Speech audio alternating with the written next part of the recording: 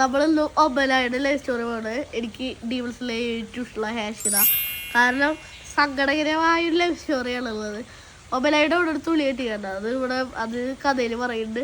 വെച്ച് കഴിഞ്ഞാൽ ഒബനായി ജനിക്കുമ്പോൾ എന്താണെന്ന് വെച്ചാൽ ഒരു പെണ്ണുങ്ങളുടെ ക്ലാനായിരുന്നു. അവിടെ ആളുകൾ ജനിക്കുന്നത് 37 വർഷത്തിന് ശേഷമാണ്.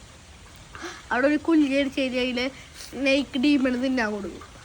അപ്പം അങ്ങനെ ഒബനായിനെ കൊടുക്കാൻ കൊണ്ടുപോയി. കൊടുത്തപ്പോൾ ഒബനായി ഇവിടെ നീല കളറും ഇവിടെ ബ്ലൂ ഇവിടെ ഓറഞ്ച് കളറാണ് കണ്ണ് വരുന്നത്. അപ്പോൾ എന്തോ ഇഷ്ടം തോന്നിയിട്ട് KGയിൽ അടച്ചു വെച്ചു. ഭക്ഷണം കൊടുക്കുന്നുണ്ട്, KGയിൽ അടച്ചു വെച്ചു.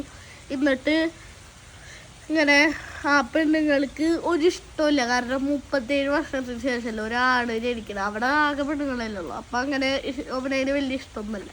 അങ്ങനെ ഒബനായി ഇങ്ങനെ കുറേ നാൾക്ക് ശേഷം ഒബനായിനെ വിളിപ്പിച്ചു. ഒബനായിക്ക് നല്ല പേടി. സ്നേക് ഡീമണിൻ്റെ അടുത്തല്ലേ വിളിപ്പിച്ചു.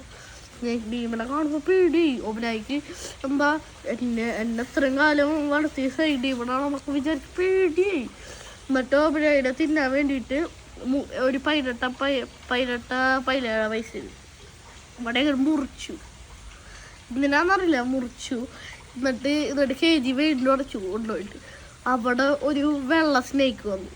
എന്നിട്ട് അതും ഒബനായി നല്ല ഫ്രണ്ട്സായി. എന്നിട്ട് ഒബനായുടെ കഴുത്തിലാണ് ഉണ്ടാവുക. ഒബനായുടെ കഴുത്തിലൊരു പാമ്പിനെ കണ്ടിട്ടുണ്ട്, അതാണ് അത്.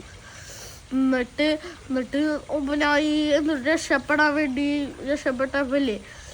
സ്നേക് ഡീമൺ പിന്നാലെ വന്നു. പിന്നെ മറ്റേ പെണ്ണുങ്ങളെല്ലാവരും തിന്നു സ്നേക് ഡീമൺ. തിന്നാൻ വന്നപ്പോൾ റങ്കോക്ക് ക്യാജിറ വന്നിട്ട് സ്നേക് ഡീമണെ കൊന്നു. എന്നിട്ട് ഒബനായി രക്ഷപ്പെടുത്തുന്നു. ഡീമൺസിലെ ഗ്രൂപ്പിലേക്കുകൊണ്ടുപോയി. എന്നിട്ട് ഒബനായി വലിയൊരു ഹാഷിനായി. ഏറ്റവും കൂടുതൽ കഠിന ട്രെയിനിങ് എടുത്തിട്ടുള്ള ഒബനായി അല്ല, അത് മറ്റേ സ്റ്റോൺ ബ്രീത്തിങ് ഹാഷില ഗ്യോമയാണ്. എന്നിട്ട് അങ്ങനെ കൊട്ട ട്രെയിനിങ് ഒക്കെ എടുത്തിട്ട് ഹാഷിറായി. എന്നിട്ട് സർപ്പൻ ബ്രീത്തിങ് സ്റ്റൈലാണ് ഒബനായുടെ ബ്രീത്തിങ് സ്റ്റൈൽ.